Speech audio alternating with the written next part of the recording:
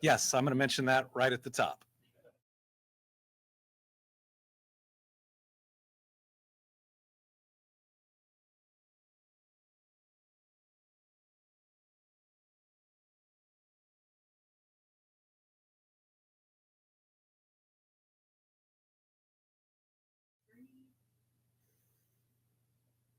Good afternoon, everybody. Welcome to this week's Team Kentucky Update and happy Halloween.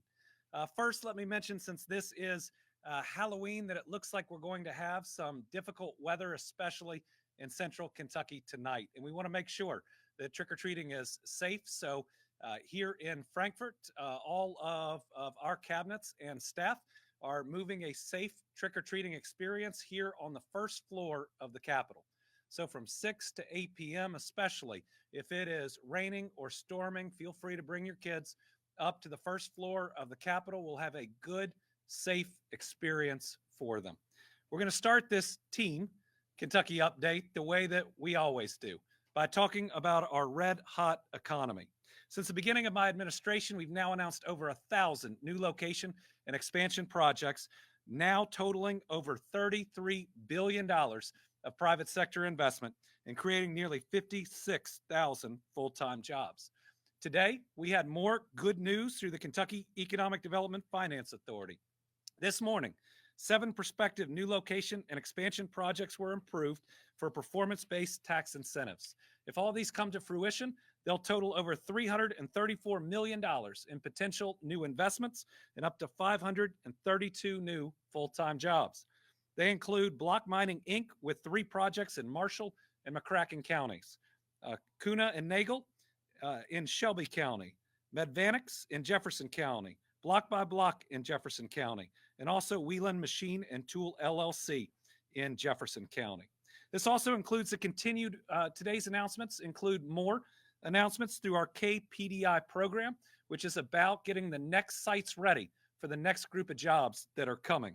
So today's announcements include projects in Caldwell, Floyd, and Perry counties who moved through today's approval process and will receive $10.2 million in state funding to aid local support.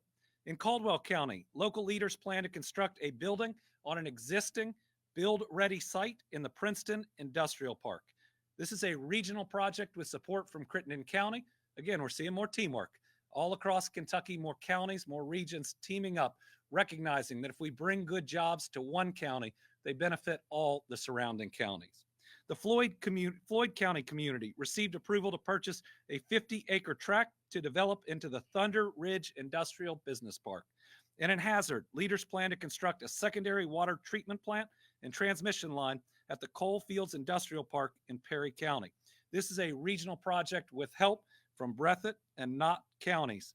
I'm thrilled to see these investments continue across the Commonwealth. We also had some important announcements and milestones earlier this month. Last Thursday, we highlighted further growth in our healthcare industry as HealthTracks RX, a provider of infectious disease laboratory services, announced plans to locate a new facility in Louisville. The project is creating 230 quality full-time jobs with a $45.5 million investment. The new operation will be the company's largest and most advanced laboratory to date, supporting the rapid growth and demand company leaders anticipate in the molecular diagnostics space. Ensuring Kentuckians from every corner of the Commonwealth have access to quality healthcare services is critical. And after going through the pandemic, the more of these types of labs and others that we can bring to the Commonwealth, the better prepared we will be in the future. We also saw continued growth in our manufacturing sector as RidgeNet Network Group announced plans to expand its Pulaski County presence with a $1.2 million expansion that will create 20 additional full-time jobs. RidgeNet is a manufacturer of equipment for emergency vehicles and other components used by law enforcement, fire, and EMS. The company serves as one of the largest upfitting and public safety companies in the United States, building over 1,000 vehicles per year for use in this country. The company fits existing vehicles with advanced equipment such as lighting, sirens, prisoner transport computers, evidence collection system, and two-way radio communication systems. Our economy continues to see tremendous momentum and manufacturers like RidgeNet Network Growth are playing a specific and important role. Also, I had the opportunity to join one of Kentucky's largest distributors, DHL Express, in announcing the groundbreaking of the company's new state-of-the-art aviation maintenance facility in northern Kentucky. This is an enormous project when you look at its scale. It's a $292 million investment. It's creating 300 new full-time jobs. It is a major expansion of CVG at this airport. Remember, CVG is on our side of the river. People try to call it the Cincinnati Airport. It is the Northern Kentucky Airport, as CVG stands for Covington. The project, which has increased in scope since it was originally announced in July of 2023, it was originally a $192 million investment. But what we have seen is increased demand and more investment over and over at the company's global hub at what they call the Cincinnati Northern Kentucky International Airport. We'll just call our Northern Kentucky International Airport. I'm thrilled to support DHL's continued growth in our state, and we appreciate their commitment. Earlier this week, we also announced a huge investment from the federal government. On Monday, I joined Administrator Andy Burke from the U.S. Department of Agriculture to announce that Eastern Kentucky Power has been awarded up to $1.4 billion in federal funds to increase the amount of power that it produces and to produce more renewable energy. For us, this is a game changer and an answer. It's a game changer to the extent that we need more power produced in Kentucky with all of these new facilities that we are locating. It's also an answer because each of these new facilities wants a certain portfolio that includes more renewables than we are currently producing. And so the question was how we do that without raising the rates of our consumers with the investments that are needed. This is going to go a long way. $1.4 billion along with Eastern Kentucky Power's investment is going to mean they're going to be able to provide more power, more renewable power, and we're going to continue to locate more businesses here in Kentucky by meeting their needs and the downstream needs of their consumers. Through other federal funds, we announced that more than 12,200 students would have access to digital learning and more than 27,700 Kentuckians would receive health care they need through telemedicine. We have now been awarded several major grants through these 4.5 years. In fact, the Commonwealth now has $3 billion plus grants from the federal government that we've been able to announce, this being the third. But in June of 2023, we secured $1.1 billion from the Federal Broadband Equity Access and Deployment Program so we can bring affordable, reliable, high-speed internet to every Kentuckian.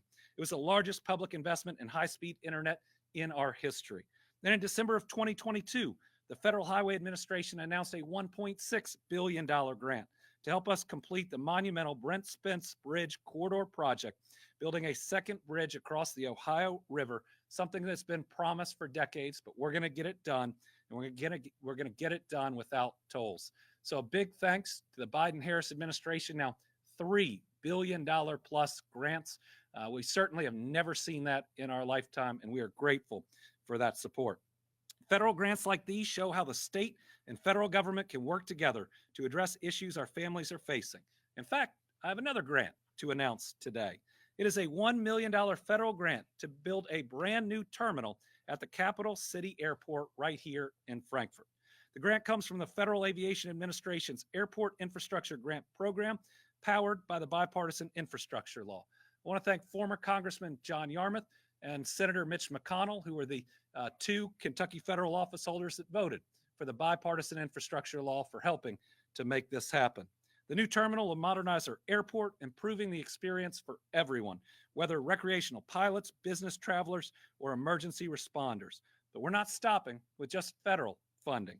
Kentucky's backing this project with about $5 million in state support, showing our commitment to our capital city. With us today is Frankfort Mayor Lane Wilkerson. Mayor, would you like to say a few words about the project? You dress up. I didn't get the memo, and happy Halloween, everyone. And thank you for the opportunity, Governor, to acknowledge this significant milestone for the Capital City Airport. And this is a big deal, not only for Frankfort, but all of Central Kentucky. This $1 million in federal funding and additional state support will enable the city of Frankfort to not only serve the increasing number of visitors to the capital city, but also allow us to better attract residents and recruit new businesses. And I've always said a modern city deserves a modern airport, and this grant will help us build a new modern terminal. We're deeply grateful for everyone who's made this happen, not only the state of Kentucky, the bipartisan infrastructure law, the U.S. Department of Transportation, and of course, the leadership team at the Capital City Airport. I'm excited about what this grant's going to do for the city of Frankfort going forward. Thank you, Governor. Thank you. So with today's funding, that means we've got a more than $6 million project going on at that airport here in Frankfort. It is exciting to see that type of progress. All right, with the general election less than a week away, Brittany and I got up and voted early this morning in Frankfort, and the process was quick and easy, though we are seeing lines, which is a wonderful thing. Voting is the bedrock principle of our society, and I'm proud of the bipartisan steps we've taken to protect every Kentuckian's right to vote and make their voice heard. Early voting was made possible through bipartisan legislation I was proud to sign in 2021.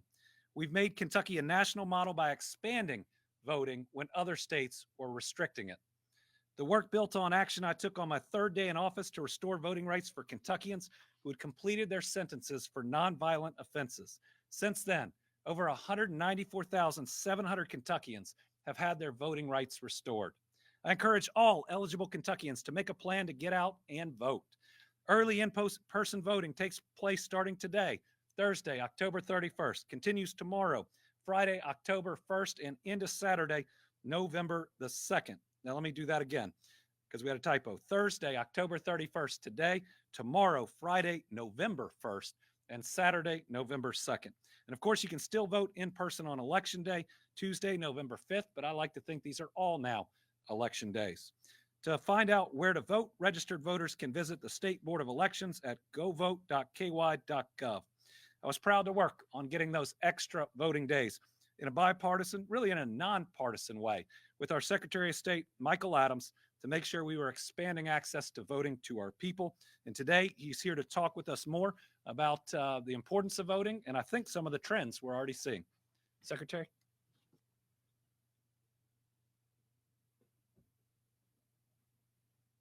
Thank you, Governor. And let me thank you personally, Governor, as well for voting early. You always set a good example by showing up on the first day of voting. I do the same thing. There's nothing partisan or ideological about the day you pick to go vote. Just go vote. There are three takeaways I'd like folks to know as we enter this voting season.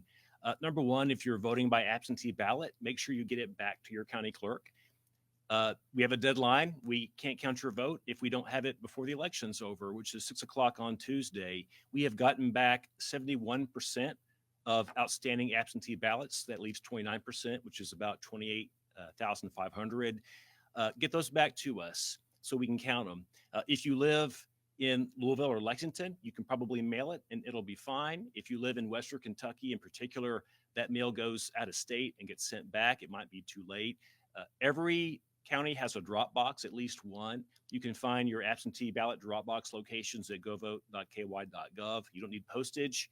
There's no delay. Your clerk gets it. They check those boxes every day and take your votes and we'll count them. Second, I strongly encourage voters to use the early voting days. We have had occasional and sporadic instances of lines this morning when the polls opened. We had the same thing in 2020 on the first day of voting. That's not unusual. Those lines have calmed down. They're moving very, very quickly. You're going to have a longer line and a longer voting experience if you wait until Tuesday. In 2020, 45% of our voters voted early, and that's why Election Day was very smooth. I'm very hopeful that we'll have a utilization of early voting this year as well. We expect a very high turnout. When we had our election in 2020, we had the highest turnout nationally since 1908. I think we're going to have a higher turnout this year than we had in 2020. So I want to strongly encourage Kentuckians, don't procrastinate. Don't wait till the last minute. Go vote now. I know very few voters who are undecided. If you made up your mind, then go ahead and vote. Lastly, not just make a plan for how you're going to vote, but make a plan of whom you're going to vote for. Most of the races on the ballot are not partisan in most parts of the state. This morning I voted, and 1/3 of one of two pages was partisan races. So even if you're a straight ticket Republican or Democrat, if you fill in that one bubble, you're not done voting yet. There's city councils and judges, school boards, constitutional amendments, all sorts of things that are not partisan elections. Go to our website, govote.ky.gov, and you can look at your ballot before you vote. We had some lines in 2022 because some folks waited until they showed up at the polls to look at their ballot for the first time. They had a couple of amendments on there that were very long and written in a legalistic fashion. They glummed up the lines, unfortunately, by taking their time to start then to research how they were going to vote. This is an open book test. You can look at your ballot before you show up to vote it. I did that myself this morning. I brought my own sample ballot because there's some names I couldn't remember running for nonpartisan offices. So it's an open book test. Get your sample ballot at govote.ky.gov. With that, if you have any questions for me, I'll be just down the hall. And Governor, thank you for making time for me today. Thank you. Thanks a lot. Appreciate it. As your governor, my duty is to ensure that every Kentuckian feels secure in casting their vote free from fear or worry. To that end, we're going to take an extra step this year in that Kentucky Emergency Management will activate our State Emergency Operations Center on Tuesday, November 5th from 6 a.m. to 7 p.m. Eastern Standard Time. Let me emphasize, this is not because we foresee issues in Kentucky. Rather, we want to be fully prepared and ready. That's our job day in and day out. This is a step many states across the nation are taking, and it's just a shared commitment for a safe and secure election. Together here in Kentucky with our partners in the Energy and Environment Cabinet, major utility providers, communication infrastructure teams, public safety professionals, cybersecurity experts, and the Kentucky National Guard, it just means we are even better prepared to respond to any questions or concerns that arise. We'll be working closely with the Secretary of State and the Attorney General's office. These are entirely separate functions. They do not duplicate any of the important work that those two offices do, but it means that we will be as prepared as we've ever been in an election if anything arises. So today we have our Emergency Management Director, Eric Gibson, with us. Eric? Thank you very much, sir. Now, as the governor started out by saying, this is just the part of the preparedness that we expect as Kentuckians from our agency at Kentucky Emergency Management. Our center will be open during that day on Election Day, and we'll be operating with our partners from other state agencies, along with partners from other entities, private entities such as utility cooperatives and things of that nature. We're going to stay open to provide that support, to be vigilant in protecting our Commonwealth on that Election Day. But you would expect that from us every day. So that's what we're doing. By being open, we'll be able to support our local entities. Many of them are going to open their EOCs or emergency operations centers, and our job is to be there to support them in case they have a resource request. So if that resource request comes in, we're already open and operational. We'll be able to provide assistance quickly for anything they may need or that may come up. And then that also provides us the ability to provide visibility to our state leaders, the ones that the governor mentioned and himself. If anything were to come in through our 24-hour available warning point, issues come in, we're able to provide that information to our state leaders so they can make appropriate decisions. We'll be working with several of our partners. As mentioned, the National Guard will be there. They're operational as well. But we all have a few other things that are going on, and it is the right thing to do is to be open on that day. We're still continuing to support those efforts over in North Carolina. We have teams going in and out, rotating through with Transportation Cabinet, and that requires quite a bit of coordination through the Emergency Management Assistance Compact, and we operate that there at our center as well. And I just want to take over time to just thank the Transportation Cabinet for their commitment to what they've done over there in North Carolina. They're continuing to step up to the plate and support them in their time of need. And that can't be enough said about how much that really means to those folks over there. I've heard from our fellow Kentuckians that are traveling down there that they've been treated with almost like as heroes as they come to North Carolina. And you just can't say enough about what that means to those citizens down there. And we're there as a supporting agency. We're not the ones going. We're just coordinating that effort there. And so we'll be open. North Carolina sends a request. I will be forwarding that up, making sure we get the appropriate assistance to them. So there's other things that we're doing that we just can't shut the doors and go home on. So we have a really important role there as well. And then we're continuing to work through the last event that happened here in Kentucky with Hurricane Helene, documenting damage and providing our governor the most current information on that incident. So there's several operational things that are going on there at the Emergency Operations Center that day. So we will be open, we'll be vigilant, and be ready to respond if anything does come up. But we are there just as a measure of preparedness. We're giving our staff the opportunity to vote by rotating shifts around. So we want to, like I said, get out and vote early, make sure that every one of our employees do get that opportunity. And we encourage the rest of Kentuckians to get out and vote. Thank you very much, sir. Thank you. Yes, I appreciate it. Here in the Commonwealth, we are building our new Kentucky home, one where prosperity and opportunity are available for everyone, one where we are able to tell our real story and not the stereotypes of the past to people all across the country and all across the world.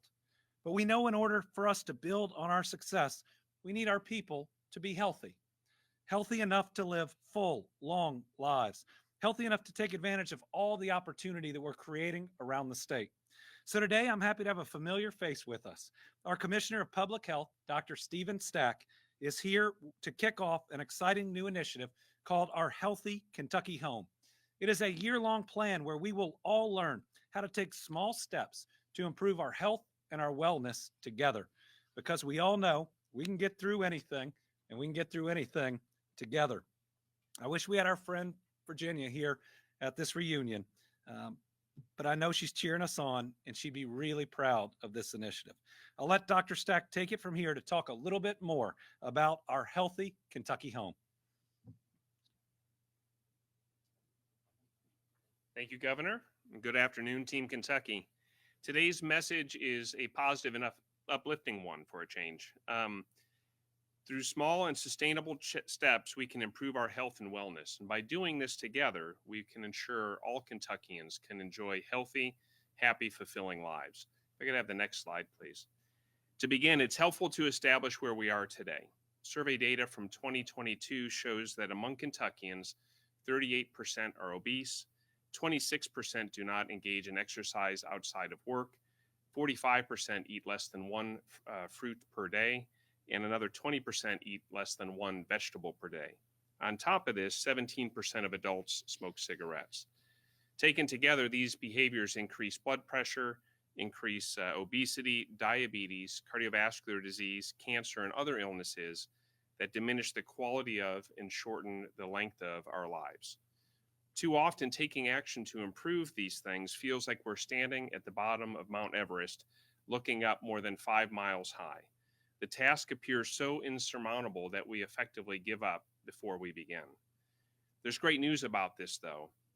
Small and simple actions, things each of us can do with a little planning and encouragement, can produce enormous benefits and improvements in our health. And the greatest gains are realized by those who start from doing nearly nothing to doing just something. Next slide, please. So the overarching year-long goals of the Our Healthy Kentucky Home campaign are to eat 2 servings of fresh fruits or vegetables daily, to exercise at least 30 minutes 3 times per week, and to engage with others and stay connected. Let's look at that a little more closely. So first of all, eat 2 servings of fruits or vegetables every day, 7 days a week. Pick any combination of fruits and vegetables, but plan ahead every week for every day. The goal here is to make it a normal part of our daily routine to ensure that none of us eats less than 2 servings of fruits and vegetables. Next, exercise at least 30 minutes 3 times per week. Technology has made us much more sedentary than our ancestors. Extended periods of sitting and physical activity elevate our blood pressure, elevate our blood sugar, and cause damage to our spines. Undoing this damage doesn't take much.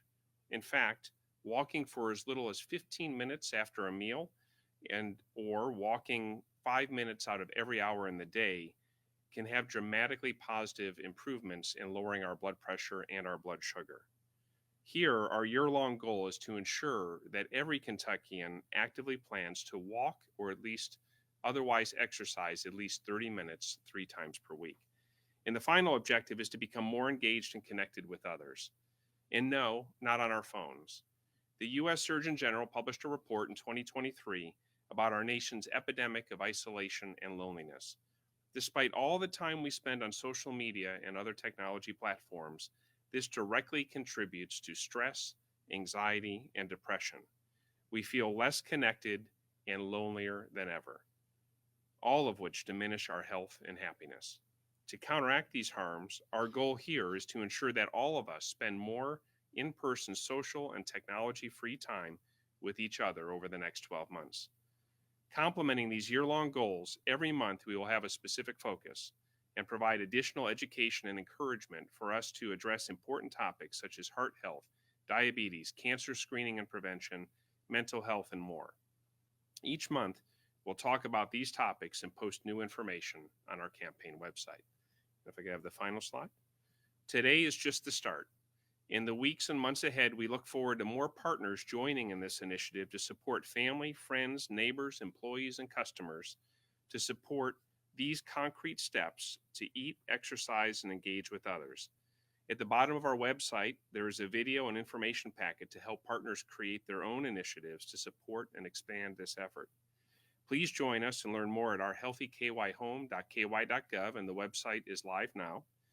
And so, Team Kentucky, Governor Beshear and I invite you today to begin a year-long journey with us to improve our Commonwealth and fully achieve our Healthy Kentucky Home. So thank you very much.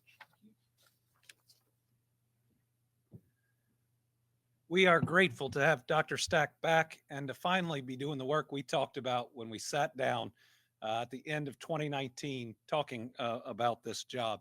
He's one of the few people in his position that is still in that position that helped navigate through a pandemic. But I know his goal was always about more than surviving. It was about helping Kentuckians thrive.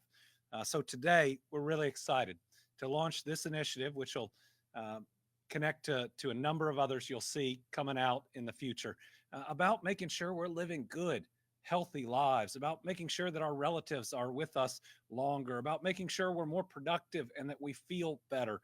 And what Dr. Stack is doing is he's guiding us with some small steps that we can take that'll make us individually more healthy, but it's also going to make all of our communities more vibrant. So let's do this.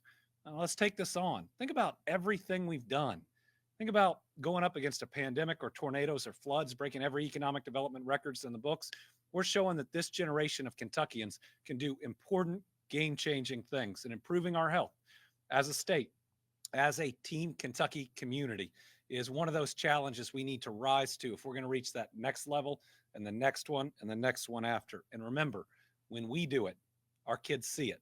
We have a chance to make intra-generational change, meaning if we get healthier, our kids will be healthier and their kids will be healthier and their kids will be healthier. So this is our chance not to leave some of these challenges to another generation, but to make sure we get this job done and that we ensure part of our collective legacy is putting the Commonwealth on the very best path to be the very best state that we can be. And certainly we want to be the best in the country at just about everything. And making these steps is going to be important to getting there. Next up, I'm proud to say that our team at the Cabinet for Health and Family Services has been given an award by the American Public Human Services Association for the success of the Kentucky Health Information Data Sharing Project. This project was started by members of Team Kentucky who saw a need to help child welfare workers streamline their processes and better serve children in foster care. The project made it easier for clinical data from the Kentucky Health Information Exchange to be accessed by child welfare workers. Previously, the exchange and the Kentucky Child Welfare System operated on islands, which slowed communications between groups and made it difficult to coordinate and track the care that foster children had been receiving. To address these issues, they created a new way to provide our child welfare workers with real-time access to healthcare records. This streamlined communication helps our child welfare workers make better informed decisions and receive live notifications about the health care our foster children are receiving. The project has been a huge success with more than 10,000 foster care children now registered into the system. Since the beginning of 2023, nearly 70,000 notifications have been sent to our child welfare workers to help them ensure the children they work with receive the best possible care. The award is well-deserved, and it's the fourth time the American Public Human Services Association has awarded Team Kentucky for continuously striving to better serve the citizens of the Commonwealth. So we congratulate the team at the Cabinet for Health and Family Services for receiving this award. On Team Kentucky, we strive every day to keep our Kentucky families healthy and safe. Today, we have some good news in these efforts as we're announcing that 5 Kentucky school districts will receive almost $350,000 to replace older school buses with new, cleaner models. School districts in Campbell, Fleming, Henry, Mason, and Nelson counties will use federal funds to take some of their oldest buses with the highest diesel emissions and replace them with cleaner, new diesel and propane buses. These new buses emit up to 60 times fewer pollutants than those built before 1995. They also emit fewer gases than the older buses that they're replacing. And that'll mean cleaner air for Kentuckians, but especially for our school children. For those school districts that missed out on getting these awards, a new round of almost $344,000 is available now in a new round of funding. The deadline to apply for this new round is November the 15th. Today, we've got Devin O'Brien, Director of Transportation for the Nelson County School District, who's going to accept this check for $125,000 towards the purchase of 4 new buses. Come on up. Congratulations. Pretty exciting. It is, for sure. Photo. You want to mention the buses? Please.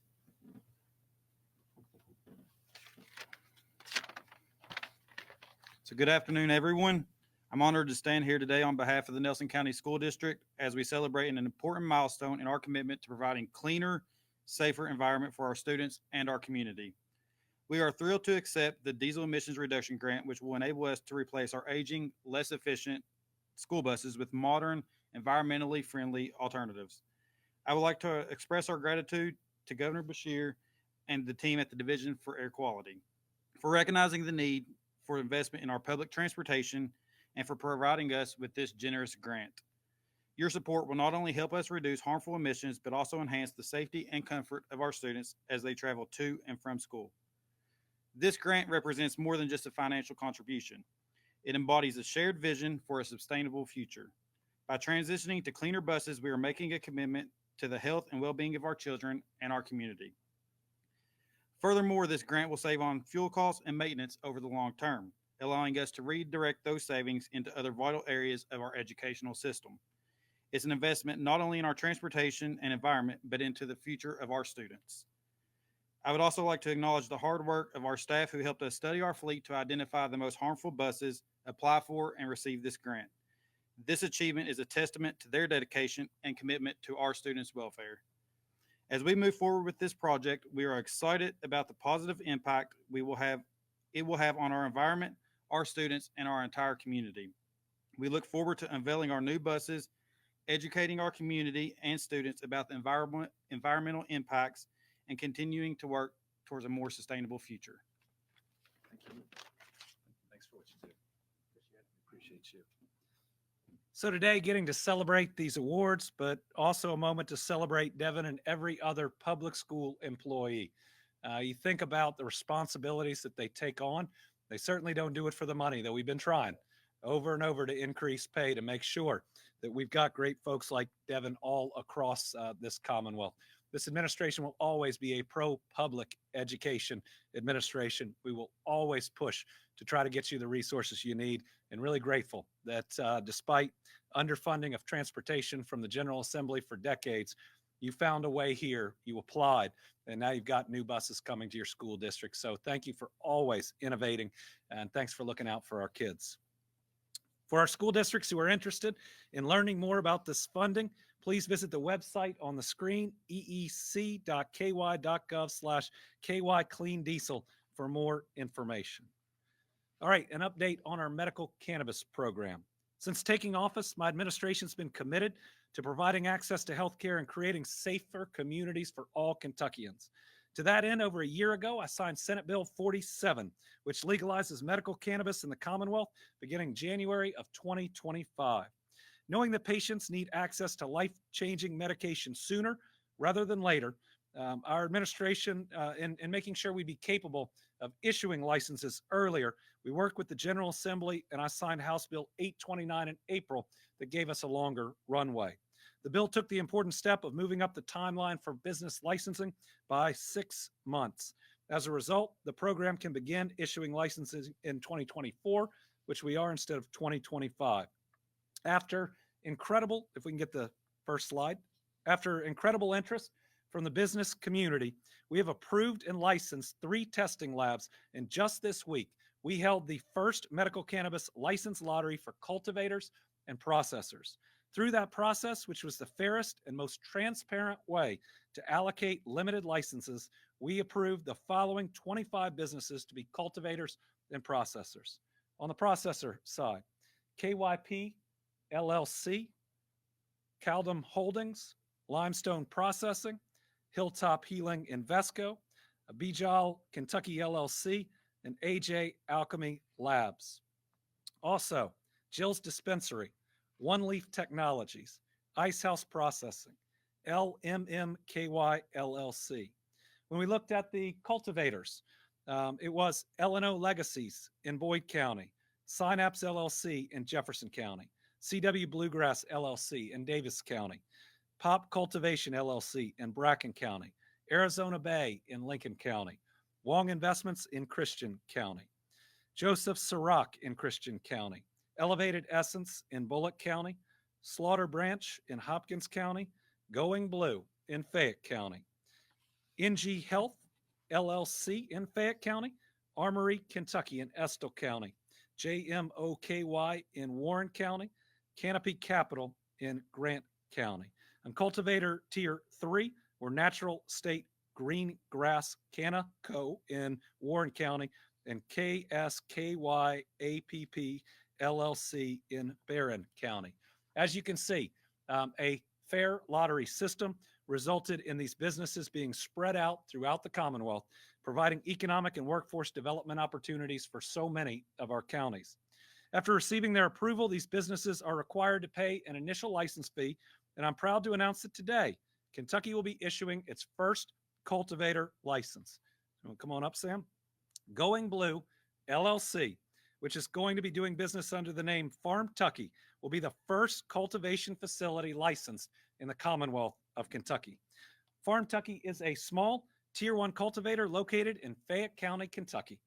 These facilities have up to 2,500 square feet of growing space, and they'll be responsible for cultivating the medical cannabis that will ultimately be processed into medical cannabis products to help Kentuckians suffering from cancer, PTSD, multiple sclerosis, and other serious conditions. Now I'd like to invite Office of Medical Cannabis Executive Director Sam Flynn and Matt Going, owner and operator of Farmtucky, up for the presentation of this first license. Congratulations. Thank you.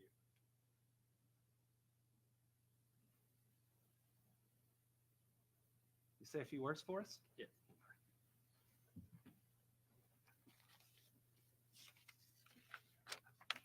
Thank you, Governor.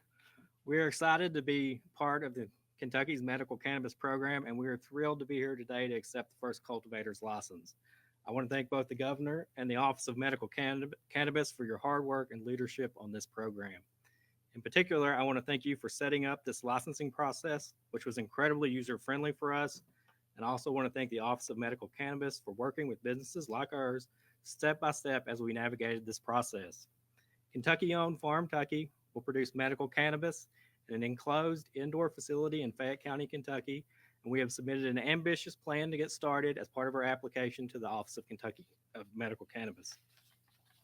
We intend to begin operation at the earliest possible date. Again, we are thrilled to be part of this program, and we look forward to working with the Governor and the Office of Medical Cannabis to ensure this program produces the highest quality products it can for Kentucky cardholders. Thank you, Governor. Thank you. Congratulations.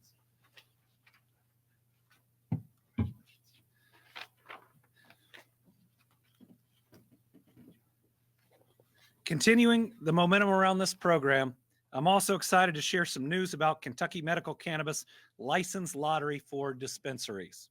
As you know, we received an overwhelming interest for the 48 dispensary licenses that we'll be allocating through the license lottery. Over 4,000 applicants applied for a dispensary license in one or more of the 11 regions, and most of them came in the last day to 2 days. Dispensary applications represent over 80% of the total applications that we received. Due to that volume, we staffed up the Office of Medical Cannabis to ensure full and accurate reviews throughout this process. It also means that we'll be holding 2 lottery dates for dispensary regions. The first dispensary license lottery will be held Monday, November 25th at 2 p.m.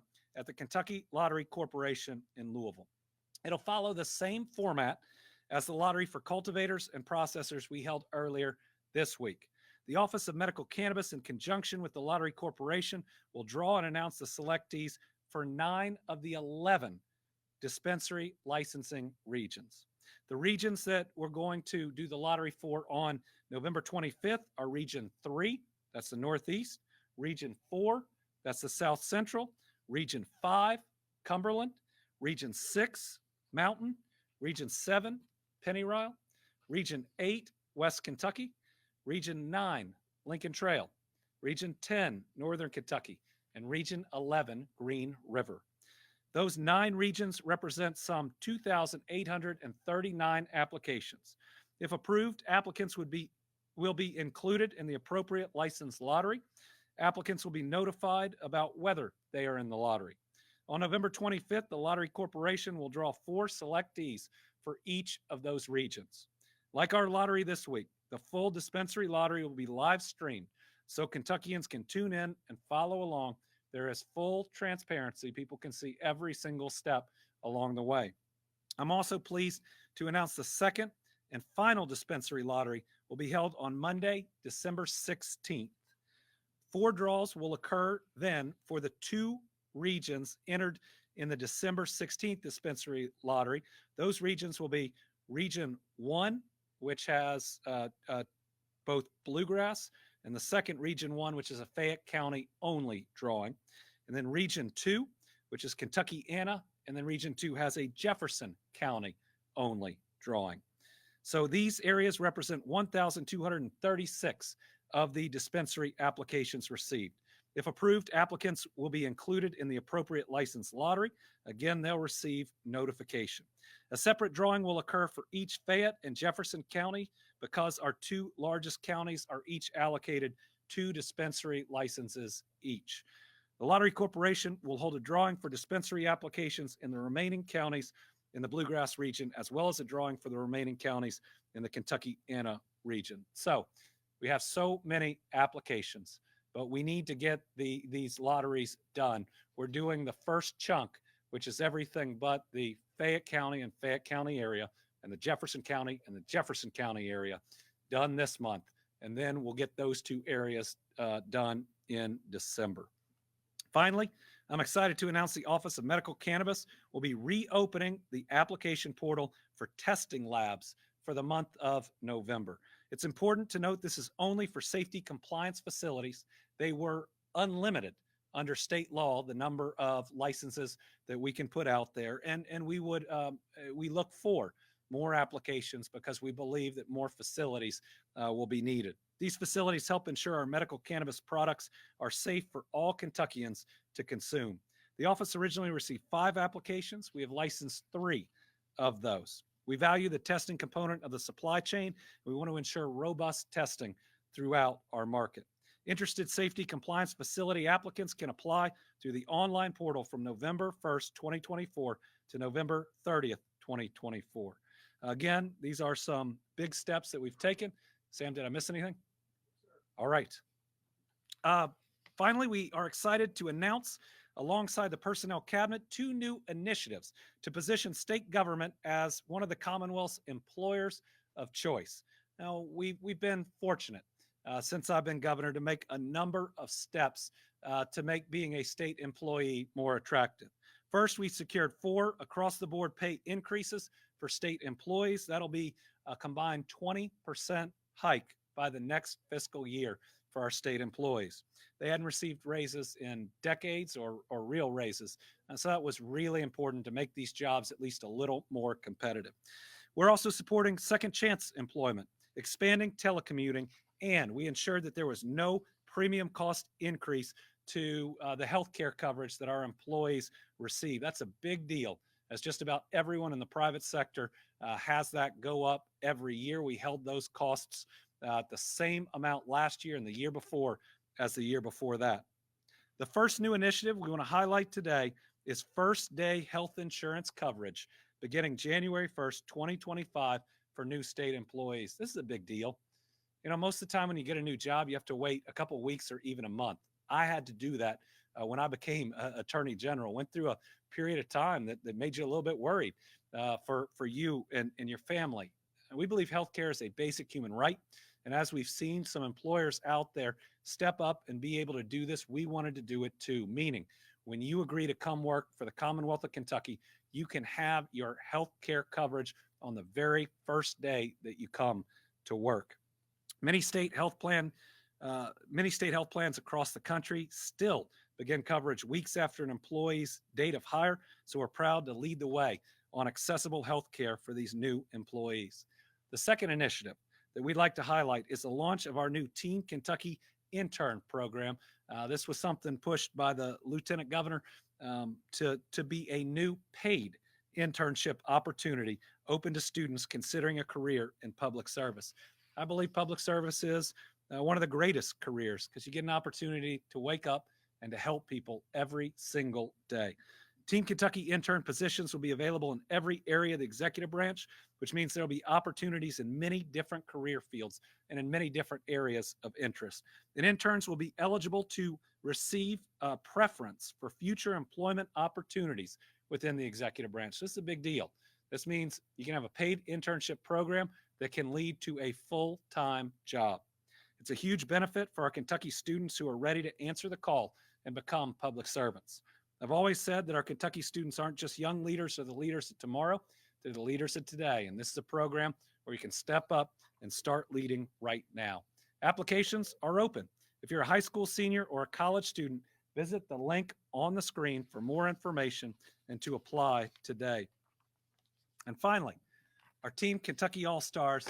Last night, some of you may have watched the Dodgers win the World Series in Game 5. What you might not have realized was how Kentucky touched every part of that final pitch that secured the win for the Dodgers. Specifically, Walker Buehler from Lexington, Kentucky, was on the mound after just a day plus of rest. Walker went to Henry Clay High School in Lexington, Kentucky. But the person he was pitching to is a guy named Will Smith from Louisville, Kentucky, meaning that final inning and the final pitch thrown in the World Series was one Kentuckian throwing to another. Young man from Lexington throwing to a young man from Louisville. I don't know if this has ever happened with Kentucky in the past, but it's pretty special to have seen two of our best highlighted in such an incredible way. So we're naming Will Smith and Walker Buehler our Team Kentucky All-Stars. If they send me a jersey, I'll wear it for the Halloween press conference next year. Be a little less Ted Lasso and a little more Will Smith and Walker Buehler. So congratulations to those two Dodgers. You make Kentucky proud. With that, we'll open it up to questions. We have one journalist in person and two on the line. So we'll start with Tom Latek. Thank you, Governor. Good afternoon to you. With the cultivator and processor licenses, as soon as they pass as soon as you get the check, they can start their work, correct? So go ahead. Okay, and I'll figure out ask them all at once. You Yeah. give me one big answer. And will we still be able to get things underway and rolling by the first of the year? We believe that we will have a responsible medical cannabis program up and running early in the new year, as quickly as we can do it safely and securely. Getting it right has always been our number one focus. And even with the changes in the law, the period for the ramp up was going to be a challenge. So we believe that we will see dispensaries open in the first part of next year. Whether or not they are open on January 1st, that's probably going to be a challenge. Now, once the payments are made and the license is issued, that's when a lot of the work starts for the cultivators, the processors, and the dispensaries. They still have to get their facilities. They still have to be inspected. So there are still a number of steps to take. That's why we have a robust Office of Medical Cannabis, and it shows we're doing this really thoughtfully, having seen the programs in all these other states and making sure that we are crossing every T and dotting every I. On the line, we have Karen Czar. Good afternoon, Governor. I have one for you and one for Dr. Stack, please. For you, I polled several of our listeners, and most believe in the integrity of our elections, but there are some who think that election fraud is possible. How secure do you feel about Kentucky's voting process and how safe it is? And then for Dr. Stack, you mentioned the health statistics and where we stand now. How do you hope that those statistics will land 12 months from now once this program is implemented that you talked about today? Thank you. Kentucky's voting process is secure. I know because I was Attorney General and ran the election integrity unit for 4 years. I know because of the experience of the past years, and because you've heard from Democrats and Republicans that this system is secure and that everybody's vote will be cast. It is hard to deal with disinformation and misinformation that's out there, especially on social media. And folks, a lot of this is coming from foreign countries that want to tear us apart. You look at the Russias and the Irans and the North Koreas, they intentionally want you to believe less in the integrity of our elections. They want you to believe less in our country. They want to divide you as much as they can from other Americans because they know they're not strong enough to ever take us down. They're trying to get us to take ourselves down in different ways.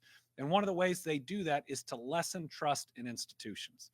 You've seen Michael Adams, a Republican today. You've seen me, a Democrat today. You've seen the fact that we're bringing in Kentucky Emergency Management to add that extra piece on top of it. Our elections are secure. Your vote will be counted. So please go vote and knock off all the silly stuff.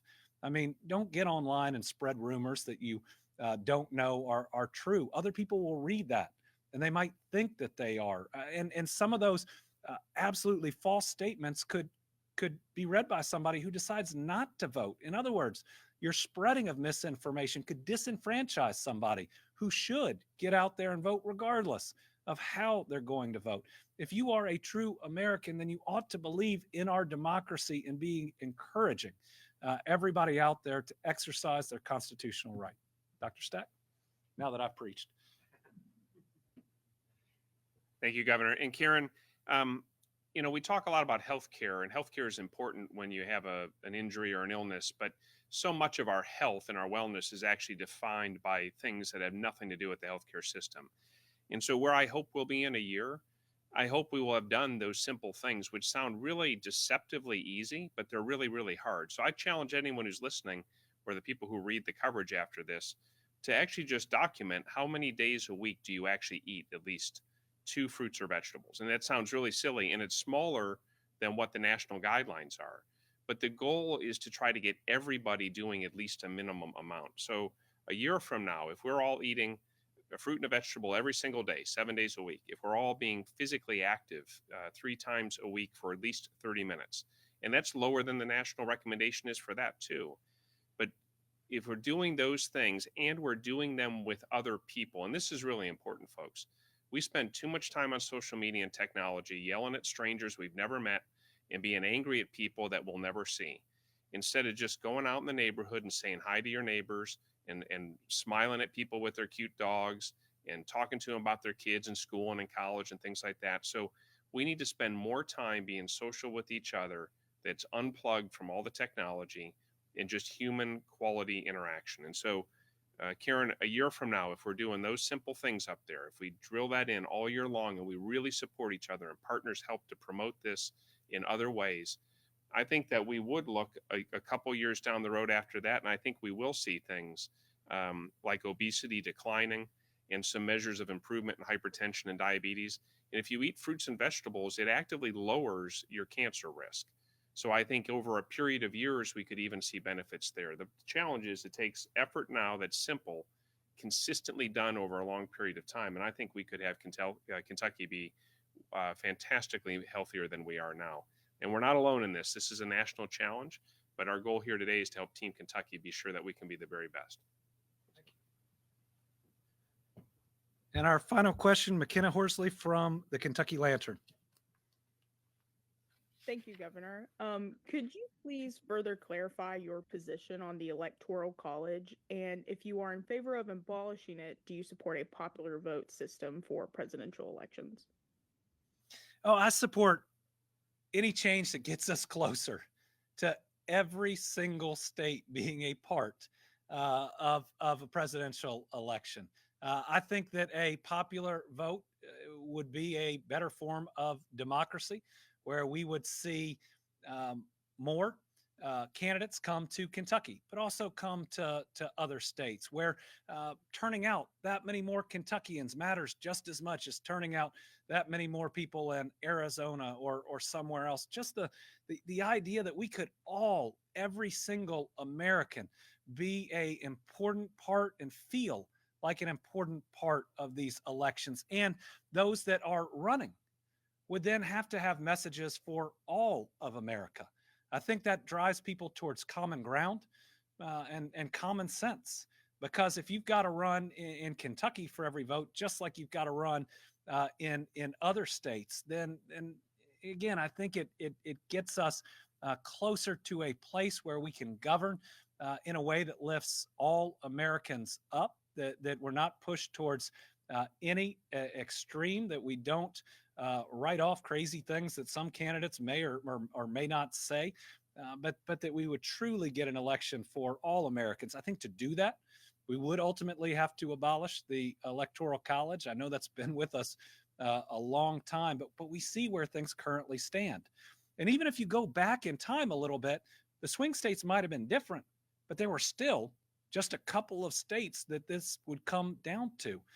Just the idea that our vote, your vote, every Kentuckian's vote would be sought by the candidates just as much as every other vote around the country. To me, that's a better process that puts us at the table just like everybody else. And remember, yes, while I'm a proud Democrat, my job is to be the best governor of Kentucky I can be, and to have positions that put us in the best place that we can be.